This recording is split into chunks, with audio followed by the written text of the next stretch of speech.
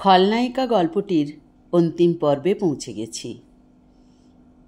ভোরের আলো ফুটেছে, রাতের অন্ধকার আর নেই। যে পথ ধরে এসেছে তারা, সেই পথটা অনেক চেনা হার্দিকের কাছে। কিছুটা তো অনুমান করেই ছিল সে আগে, আর একটু গেলেই তার সেই গ্রাম যেখানে তার শৈশব কেটেছে। সোহিনীর দিকে তাকালো হার্দিক। মেয়েটার কোনো ক্লান্তি নেই, সারা রাত গাড়ি চালিয়ে নিয়ে এলো। দেখলে বুঝতে পারাই যাবে না। সেই আগের মতোই তার চোখ তীক্ষ্ণ, যেন শত শত বছর ধরে এই চোখে আগুন জ্বলছে, যে আগুনে পুড়ে ছাই হয়ে যেতে পারে সেনগুপ্ত পরিবার। কাছাকাছি একটি চায়ের দোকান দেখে দাঁড়াতে বলল হার্দিক। সারা রাত পার করে এই একটি মাত্র কথা বলল সে। সোহিনী কোনো কথা না বলে একটা ফাঁকা জায়গা দেখে দাঁড়ালো। গাড়ি থেকে নামলো দুজনে। দোকানদার তখনও চা বানায়নি। হার্দিক যে কথা বলে নিজেই 2 কাপ চা বানালো। তারপর দোকানদারকে টাকা দিয়ে 2 কাপ চা নিয়ে গাড়ির কাছে এলো। সোহিনী চুপচাপ সেখানে দাঁড়িয়ে আছে, হয়তো ভাবছে কিছু। হার্দিক চা নিয়ে এসে সোহিনীর কাছে দাঁড়ালো। তারপর 1 কাপ চা সোহিনীর দিকে দিল। কাপটা নিল সোহিনী। চা খেতে খেতে হার্দিক বলল, আরও কিছুটা পথ গেলেই আমার গ্রাম। সেখানেই আমার শৈশব কেটেছে। আমার ওখানে এক বন্ধু ছিল, আমার প্রিয় বন্ধু সুহাস। আমরা একসাথেই বড় হলাম। সুহাসের মা আমাকে নিজের ছেলের মতোই ভালোবাসতেন। আমি একটু বড় হতেই বাবা, মা, দাদার সাথে শহরে চলে আসি। এখানকার জীবনের সাথে অভ্যস্ত হয়ে গেলেও আমাকে ওই গ্রাম খুব টানত, তাই সুযোগ পেলেই চলে আসতাম। সুহাস আর আমি একই আত্মার 2 অংশ যেন। আমাদের আলাদা করা মুশকিল ছিল। সুহাসের দাদু আর আমার দাদু 2 বন্ধু ছিলেন। দুজনে মিলে এই গ্রামের অনেকটা জমি কিনেছিলেন। সেটা এতদিন পড়েই ছিল। সুহাস এগ্রিকালচার পড়া শেষ করে গ্রামে এসে ওই জমিগুলো নিয়ে চাষের কথা ভেবেছিল। উন্নত পদ্ধতিতে চাষবাস, কোনো রাসায়নিক পদার্থ থাকবে না, সম্পূর্ণ ভেজালহীন শস্য। তার সাথে জড়িত থাকবে গ্রামের অনেক ছেলের ভবিষ্যৎ। কারণ সুহাস যা ভেবেছিল তাতে অনেক ছেলের প্রয়োজন ছিল। আমি শুনে ভীষণ খুশি হয়েছিলাম। সুহাস সবসময় মানুষের কথা ভাবত। আমি ভীষণ লাকি মনে করতাম নিজেকে, সুহাসের মতো বন্ধু আছে বলে। কিন্তু বাবার ইচ্ছে ছিল ওই জমিতে বিয়ার ফ্যাক্টরি বানাবে। গ্রামের ছেলেরা সেই সব জানার পর আপত্তি করতে থাকে। একদিন এটা নিয়ে নানা অশান্তি শুরু হয়। বাবার পোষা গুন্ডারা এখানে এসে সাধারণ মানুষদের উপর অত্যাচার চালায়। পুলিশ, মিডিয়া চারিদিকে খবর ছড়িয়ে যেতে বাবা বাধ্য হয়ে জমিটা ভাগ করে নেন। সুহাসের ভাগের জমি সুহাস নিজের মতো করে অর্গানিক পদ্ধতিতে চাষাবাদ শুরু করে দেয়। এত কিছুর পরেও আমাদের বন্ধুত্বে কোনো ছেদ পড়েনি। আমরা বন্ধুই থেকে গেলাম। সোহিনীর ফোনে মেসেজ আসতেই সোহিনী বলল, এবার আমাদের যেতে হবে। দুজনেরই চা খাওয়া তখন শেষ। হার্দিক সোহিনীর কাছে গিয়ে চোখে চোখ রেখে বলল, আমার শেষ নিঃশ্বাস অবধি আমার ছায়া হয়ে থাকবে। তাতে যদি তোমার হাতে আমার মৃত্যু হয়, আমি তাতেও রাজি। তবে আমার অনেক কিছু এখনো বলার আছে। আর 30 মিনিটের পর তারপরে এই গ্রামে প্রবেশ করবে। 5 বছর এই গ্রামে আসেনি হার্দিক, তবে সব কিছু সেই একই আছে। কোনো পরিবর্তন নেই। বাড়ির কাছে এসেই গাড়িটা থামালো সোহিনী। হার্দিক নেমে গেল গাড়ি থেকে।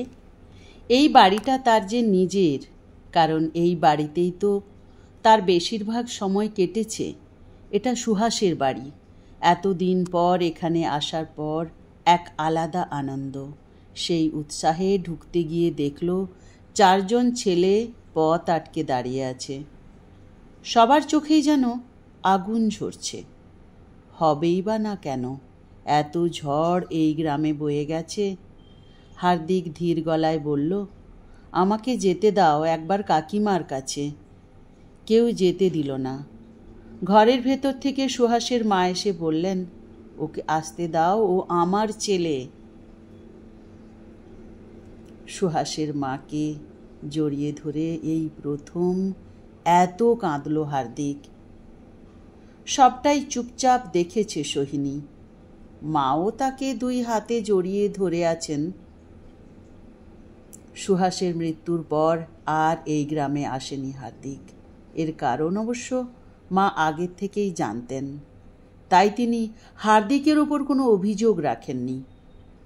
বেলা বাড়তে লাগলো। বহুদিন পর মাকে হাসি খুশি দেখে সোহিনীর ভালো লাগলো। সারা রাতের ক্লান্তি এবারে 2 চোখ দিয়ে নেমে আসতে লাগলো। সোহিনী একটু রেস্ট নিয়ে দুপুরের খাবার খাওয়ার পর মায়ের ডাকে তার কাছে গেলেন। মা বললেন, আমি জানি না তোরা কোন ভাঙনের খেলায় মেতেছিস, তবে এইটুকু জেনে রাখ, হার্দিক আর সুভাষকে নিয়ে কোনোদিন আলাদা করে দেখিনি। আমি এক ছেলেকে হারিয়েছি। আমার আর এক ছেলেকে কেউ কেড়ে নিতে চাইলে আমি নিজেকে শেষ করে ফেলব। মায়ের থেকে সন্তানকে কেড়ে নিয়ে প্রতিশোধ নেওয়ার মতো পাপ কাজ আর নেই। যে গেছে সে আর ফিরবে না। এইবারে আগুন নিয়ে তোরা খেলিস না। দুপুর গড়িয়ে বিকেল হলো। হার্দিক সোহিনীর কাছে এসে বলল, বেশ তো, আমাকে নিয়ে এখানে নিয়ে এলে, চলো এবার আমাকে ঘুরতে নিয়ে চলো, নয়তো আমি সবাইকে জানিয়ে দেব পেজ 3 রিপোর্টার আমাকে কিডন্যাপ করে এখানে নিয়ে এসেছে। যদিও আমি জানি তুমি বদনামে ভয় পাও না। সোহিনী হার্দিককে রেডি হতে বলল। হার্দিক বলল, গাড়িতে নয়, হেঁটে হেঁটে ঘুরে বেড়াবো দুজনে। সোহিনী একটু ব্যঙ্গাত্মক হাসি হেসে বলল, শহরের থেকেও গ্রামে আপনার বেশি শত্রু। কেউ যদি জানতে পারে আপনি এখানে এসেছেন, তাহলে রক্ষে নেই। হার্দিক এক ঝটকায় সোহিনীকে কাছে টেনে নিয়ে বলল, তোমার সবচেয়ে বড় শত্রু তো আমি, কিন্তু তোমার কাছে তো দিব্যি আছি, তাহলে আর ভয় কিসের? আর মৃত্যুকে আমি ভয় পাই না। তুমি সাথে থাকলে আমি সব কিছু মেনে নিতে পারি। আগের দিনের উত্তর আমি পাইনি। ভালোবেসে ফেলেছি তোমায়, আর তোমাকে পাওয়ার জন্য সব কিছু করতে পারি। সোহিনী আবারও ব্যঙ্গাত্মক হাসি হেসে বলল, নিজের বাবাকে খুনও করতে পারবেন? হার্দিক নিজের বাহু থেকে বাঁধন মুক্ত করল সোহিনীকে। তারপর বলল, অমরেশ সেনগুপ্তের সাথে আমার আলাদা বোঝাপড়া আছে, আগে সেটা মিটিয়ে নিতে হবে। বিকেলে সোহিনীর সাথেই বেরোলো হার্দিক। সুহাস যে স্বপ্ন দেখেছিল তা মাঝপথেই থেমে গেছে। সুহাসের মৃত্যুর পর সবাই চেয়েছিল আগে প্রতিশোধ নিতে, তারপর সুহাসের স্বপ্ন বাস্তবায়িত করতে।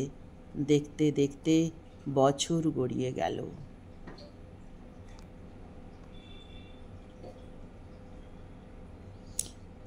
সন্ধেবেলা সোহিনী জানতে পারল ঋষি কার কথা শুনে হার্দিককে মারতে চেয়েছিল।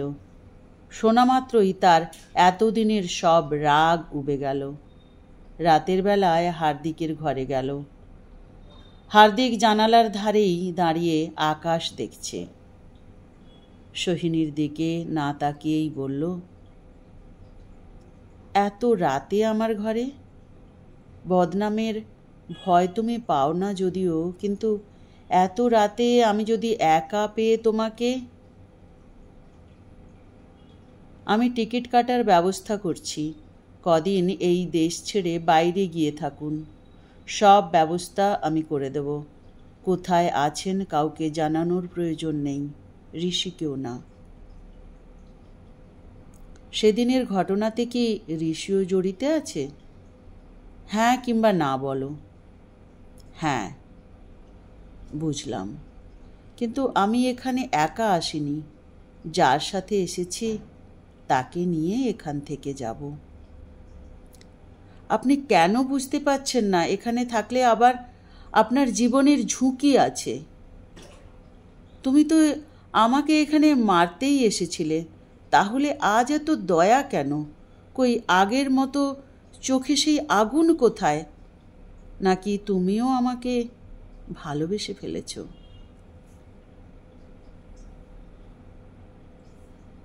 সোহিনী চলে যাওয়ার জন্য পিছনে ঘুরল।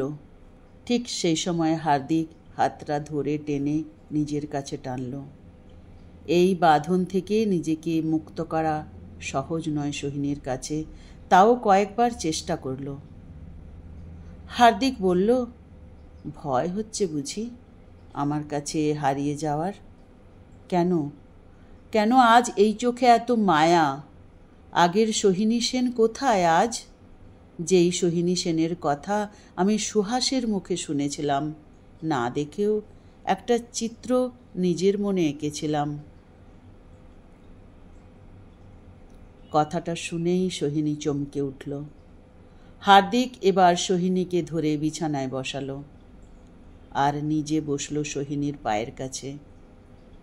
তারপর বলল, সুহাস যখন বলল সে প্রেমে পড়েছে, সেদিন আমি ভীষণ খুশি হয়েছিলাম। আমি সাথে সাথে বললাম, মেয়েটার ছবি পাঠা। ও বলল, এত তাড়া কিসের? একদিন দুজনের দেখা করাবো। আমি যেদিন প্রথম তোমায় দেখি সেদিনই অবাক হয়ে তাকিয়েছিলাম তোমার দিকে। মন বলছিল, এই সোহিনী সেনের কথাই সুহাস আমাকে বলেছিল। তবে ধীরে ধীরে যখন বুঝতে পারলাম তোমার প্রতি আমার অনুভূতির সৃষ্টি হয়েছে, তখন বারবার চেয়েছিলাম এই মেয়েটা যেন সুহাসের সোহিনী যেন না হয়। আমি যে তোমাকে সত্যিই ভালোবেসে ফেলেছিলাম, কিন্তু তোমার ফ্ল্যাটে গিয়ে আমি শিওর হলাম তোমার ফ্ল্যাটে যে ছবিটা আমার আছে সেটা সুহাস তুলে দিয়েছিল। এই ছবিটা অন্য কোথাও নেই, শুধু ওর কাছেই ছিল। এমন না যে আমার মন তখন ভাঙেনি, তবে সুহাস বেঁচে থাকলে আমি সরে যেতাম, কিন্তু এখন আমি তোমাকে ছেড়ে কোথাও যাব না। ঠিক ভুল আমি কিছুই বুঝতে চাই না। মরতে হলে তোমার সাথেই মরব, আর বাঁচতে হলে তোমার সাথেই বাঁচব। আমি আমার ঝা চকচকে জীবন ছেড়ে তোমার কাছে থেকে যেতে পারি। সোহিনী চুপচাপ শুনতে লাগলো। কিছুক্ষণ পর বলল, আমার কাছে ভালোবাসা বলে আর কিছু নেই। আপনি এখানে থেকে চলে যান। হার্দিক আবার সোহিনীর কোলে মাথাটা রাখল। তারপর বলল, কোথাও যাব না আমি। সকাল হলো। এতক্ষণ অবধি হার্দিক ফোন বন্ধ করে রেখেছিল। এবার ফোন অন করে অমরেশ সেনগুপ্তকে ফোন করে বলল, বাবা, আমাকে কিডন্যাপ করে গ্রামের বাড়িতে নিয়ে আসা হয়েছে, আমাকে বাঁচাও প্লিজ। সুহাসের মৃত্যুর পর সোহিনী এখানেই রয়ে গেল আমার মেয়ে হয়ে। মাঝে মধ্যে খুব ভয় হয় ওর জন্য। ওর জীবনটা অনেক সুন্দর হতে পারত। যা হবার হয়ে গেছে। সুহাস আর ফিরে আসবে না, কিন্তু ওর তো একটা ভবিষ্যৎ আছে। হৃদয়, তুই একটু বোঝা না ওকে। তুমি চিন্তা করো না কাকিমা, আমি আছি তো। কতদিন পর তুমি আমায় হৃদয় বলে ডাকলে। সুহাস তো এই নামেই ডেকে এসেছে আমাকে, এখন সোহিনীও ডাকে। এই নামেই আমার নিজস্বতা। অভিনেতা হার্দিক সেনগুপ্তের জীবনে আমি হাঁপিয়ে গেছি। এখন আমি শুধু শান্তি খুঁজছি। আমি একটা কথা বলবো কাকিমা? বল। আমি যদি সোহিনীর মনে আমার জন্য একটু জায়গা করে নিই, তাতে তোমার আপত্তি আছে? আমার আপত্তি কেন থাকবে? আমি তো চাই মেয়েটা নিজের জীবনটা গুছিয়ে নিক। তাহলে তুমি, আমি আর সোহিনী এখানেই থেকে যাব।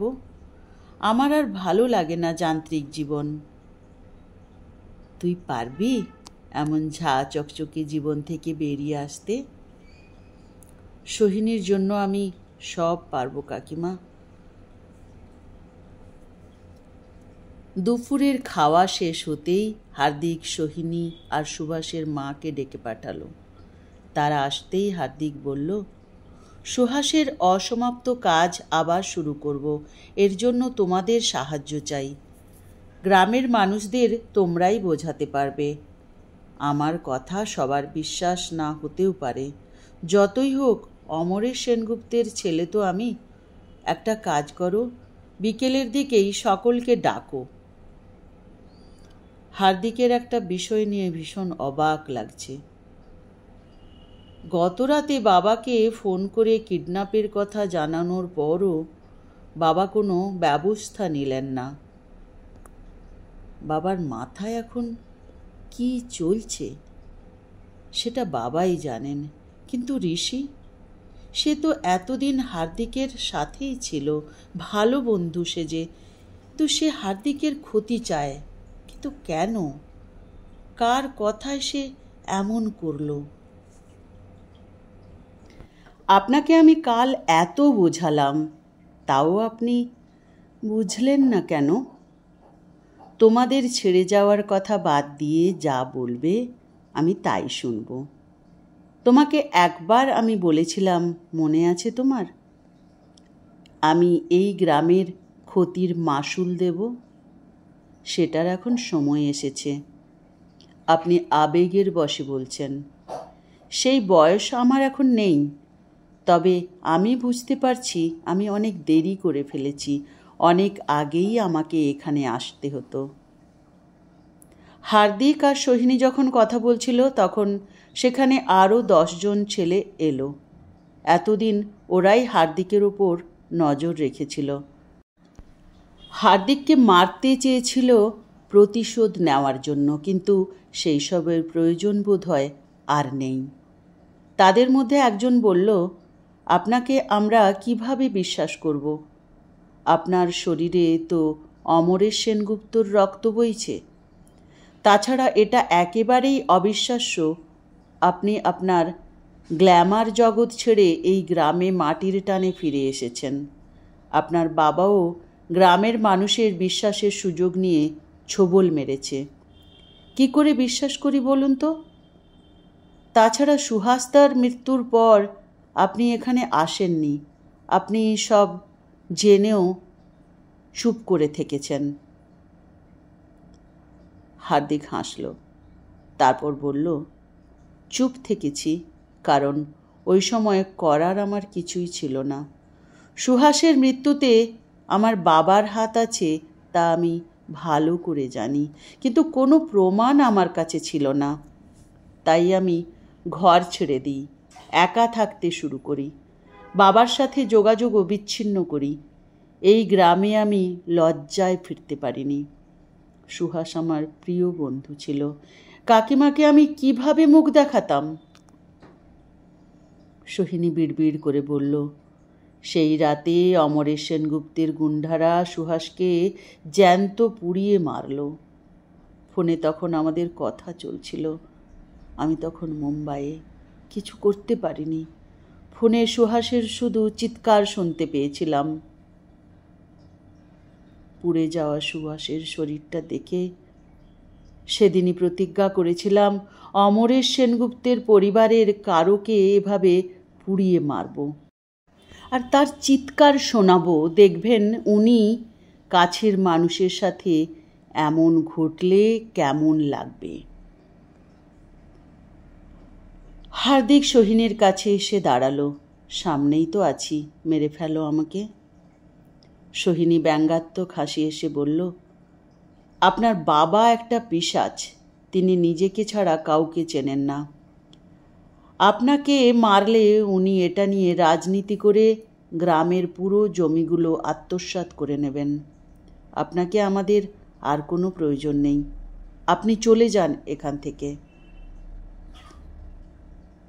হার্দিক হেসে বলল, এত সহজ তো নয় সোহিনী, আমি এখানে যাব বলে আসিনি। শুধু একটা কথা আমার এখনো জানার আছে, বাবা সুহাসকে কেন মারল?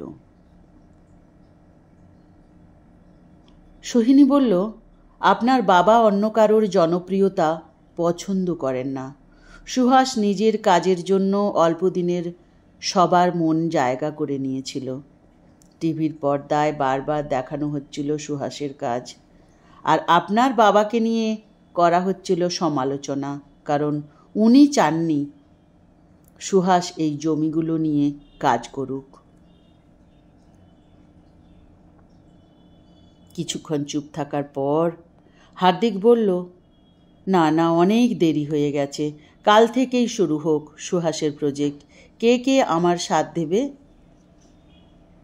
ছেলেগুলো নিজেদের মধ্যে কিছু একটা বলাবলি করলো। তারপর তাদের মধ্যে একজন বলল, আবার সেনগুপ্ত পরিবারের কাউকে বিশ্বাস করছি, এবার আর একই ভুল যেন না হয়, আমরা আপনার সাথে আছি। হার্দিক বলল, কাল থেকেই তাহলে শুরু হবে। যারা এই প্রজেক্টে কাজ করছে সবাইকে নিয়ে কাল চলে আসো, যা ক্ষতি হয়েছে সব টাকা আমি দেব, কাল থেকে কাজ শুরু করো। ছেলেগুলো চলে গেল। গ্রামের সবাইকে জানাতে হবে সুহাসের কাজ যে আবার শুরু হবে। পশ্চিম আকাশে সূর্য তখন ডুব দিতে চাইছে। অন্ধকারের আগেই সেই সময়টা শেষ আলো দেওয়ার চেষ্টা করছে।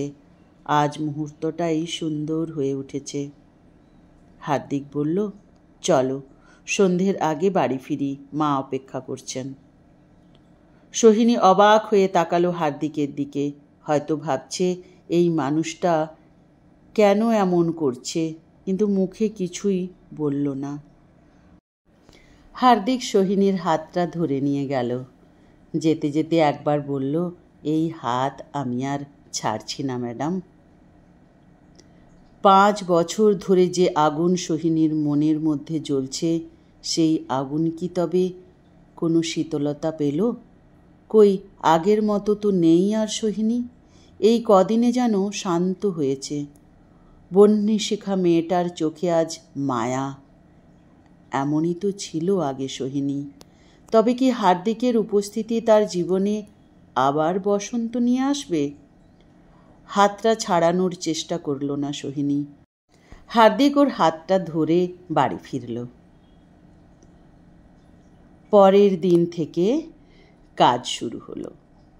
প্রতিটা সংবাদ মাধ্যমে আজ একটাই ব্রেকিং নিউজ, হার্দিক সেনগুপ্ত নিজের গ্রামের পুরনো প্রজেক্ট রিওপেন করছে।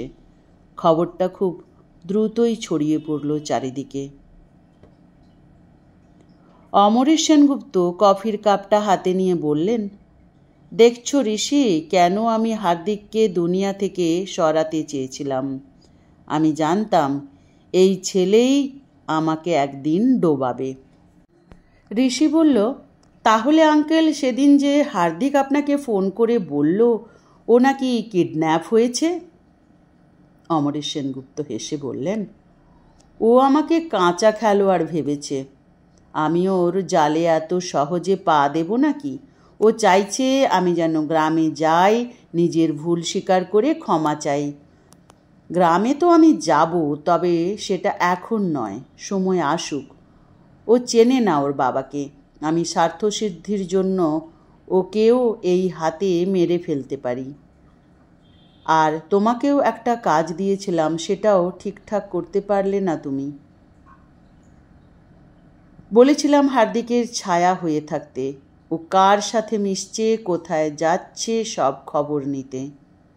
ঋষি কাঁচুমাচু হয়ে বলল, তেমন তো কারোর সাথে মিশতো না হার্দিক, সারাদিন কাজ আর রাত হলেই সুরা নিয়ে বসে পড়ত। তবে কয়েকদিন ওর মধ্যে একটা পরিবর্তন চোখে পড়েছিল, আর ওই সাংবাদিক সোহিনী সেনের সাথেও একটু বেশিই জড়িয়ে পড়েছিল। অমরেশ সেনগুপ্ত আবারও হেসে বললেন, সোহিনী সেন কে জানো? সুহাসের প্রেমিকা। এতদিন ধরে হার্দিককে নিয়ে নিজের জালে ফাঁসানোর চেষ্টা করছিল। তা সে যা পারে করুক। অবশ্য এটা করে আমারই ভালো হয়েছে। হার্দিককে মরতে হবে, আর দোষ যাবে সোহিনীর ওপর।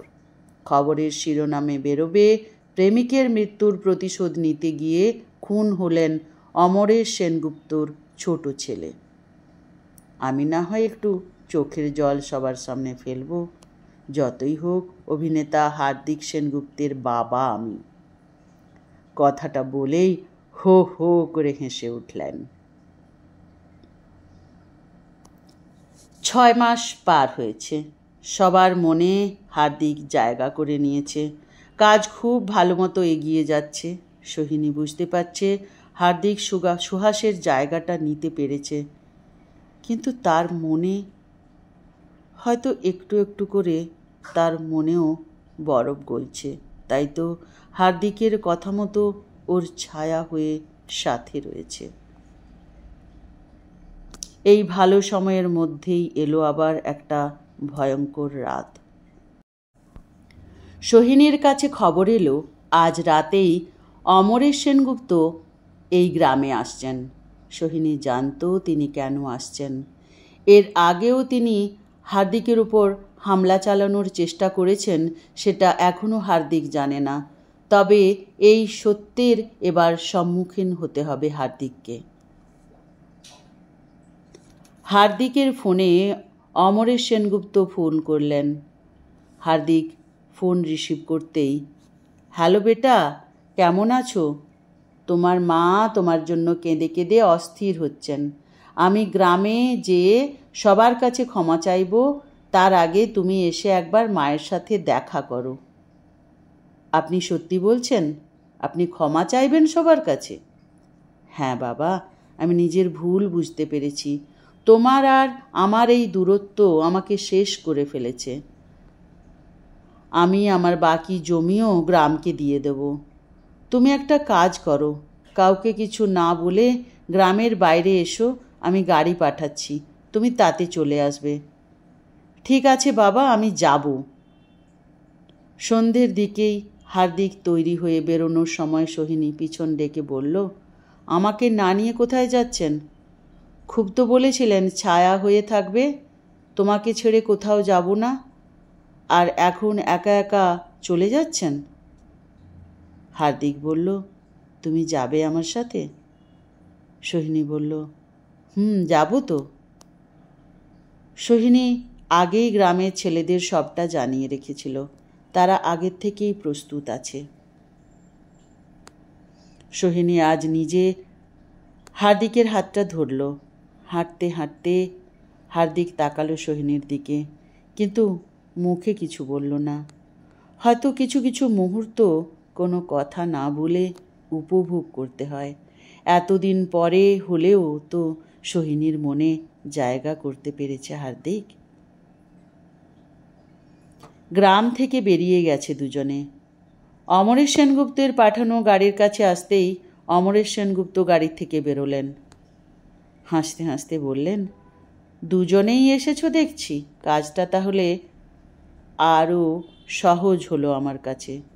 সুহাসের মৃত্যু নিজের চোখে দেখনি সোহিনী সেন, কিন্তু হার্দিকের মৃত্যুটা নিজের চোখে দেখতে পারবে। হার্দিক ভীষণ অবাক হয়ে বলল, কি বলছেন আপনি? হঠাৎ করেই অমরেশ সেনগুপ্তর পিস্তলটা বের করে হার্দিকের দিকে তাক করলেন, কিন্তু হার্দিককে সরিয়ে সোহিনী সামনে দাঁড়িয়ে গেল। গুলিটা লাগলো সোহিনীর পেটে। গ্রামের ছেলেরা আগের থেকেই প্রস্তুত ছিল, কিন্তু হঠাৎই এমন হয়ে যাবে বুঝতে পারেনি তারা। তবে আর জীবনের ভয় না করে তেড়ে গেল অমরেশ সেনগুপ্তর কাছে, ধরে ফেলল তাকে। সোহিনী হার্দিকের কোলে লুটিয়ে পড়ল। হার্দিক কথা বলতে পারল না, শুধু দুহাতে আগলে নিল তাকে। সোহিনী বলল, খলনায়িকাদের গল্পের শেষে মরতে হয়, তবে আমি বেঁচে থাকবো আপনার মধ্যে। আমি শেষ নিঃশ্বাস অবধি কথা রেখেছি, আপনার ছায়া হয়ে থেকেছি। এবার আপনি কথা রাখবেন। শেষবার কিছু চাইব আমি। হার্দিক কাঁদতে কাঁদতে ঘাড় নাড়ল। সোহিনীর সারা শরীরে রক্তে ভেসে যাচ্ছে, তাও সব কষ্টকে উপেক্ষা করে বলল, কোনো দয়াতে নয়, কোনো এক অধিকারে আমাকে জড়িয়ে ধরবেন। হার্দিক বুকে জড়িয়ে নিল সোহিনীকে, তারপরে চিৎকার করে উঠল। 10 বছর পর একজন সাংবাদিকের সাথে কথোপকথনে, আচ্ছা হার্দিক সেনগুপ্ত, আপনি এমন একটা গ্ল্যামার দুনিয়ার জগৎ ছেড়ে এখানে রয়ে গেলেন কেন? আপনি তো শহরে বসেও এখানকার কাজ দেখাশুনো করতে পারতেন। প্রথমেই বলি, আমার নাম হৃদয় সেনগুপ্ত। এই গ্রামেই আমার বাড়ি, এখানেই আমার নিজের মানুষরা আছেন, আমার ভালোবাসা আছে, এটাই এখন আমার জগৎ। আপনার ভালোবাসার মানুষটির নাম কি আমরা জানতে পারি? সে আমার হৃদয়েই থাকুক, যদিও সে কোনোদিনও বদনামে ভয় পায়নি, তাও তার নামটা গোপনই থাক। আচ্ছা, আপনার এই পরিবর্তন কি তার জন্য? সেই আমায় জীবনের পথ দেখিয়েছে, আমার খলনায়িকা, আমার ভালোবাসা। গল্পটি এখানেই শেষ হলো। গল্পটি কেমন লাগলো জানাতে ভুলবেন না কমেন্টের মাধ্যমে। আমার চ্যানেলের কন্টেন্ট যদি আপনাদের ভালো লাগে অবশ্যই সাবস্ক্রাইব করে বেল বাটনটি অন করে রাখবেন, তাহলে আমার দেওয়া ভিডিও সবার আগে আপনার কাছে পৌঁছে যাবে।